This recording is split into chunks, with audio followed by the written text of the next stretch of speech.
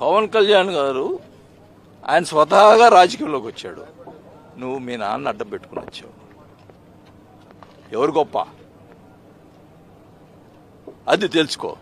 నువ్వు కార్పొరేటర్ తక్కువ ఏదో నోటుకు వచ్చిన మాట్లాడటం కాదు. రాజకీయంలో ఒకటి చెప్పు, ఆయన పవన్ కళ్యాణ్ స్వశక్తితో పైకి వచ్చినటువంటి వ్యక్తి.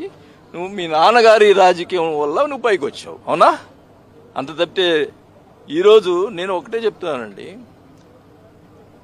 నాకు కోపం ఎక్కడ వచ్చిందంటే రాజశేఖర రెడ్డి గారు విగ్రహాలు పడగొట్టారు స్టార్టింగ్లో గవర్నమెంట్ వచ్చినప్పుడు. అప్పుడేం స్పందించలేదు ఆయన. షర్మిల కొద్ది స్పందించింది.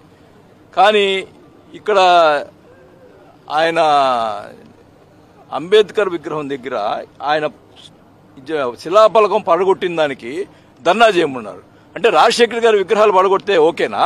నీ ఫలకం పడగొట్టే దానికి ధర్నాలు చేయమన్నావు అంటే నీకు ఏం గౌరవం ఉంది రాజశేఖర్ గారి మీద, తండ్రి మీద? మీతో నేను మాట్లాడడం జరిగిందా? ఇలా వెళ్ళిపోతానని నేను ఇన్ఫర్మేషన్ ఇచ్చారా లేదా ఆల్ ఆఫ్ సడన్ బయటకు వచ్చాను? నేను పిలిపించారు, నేను పోయాను.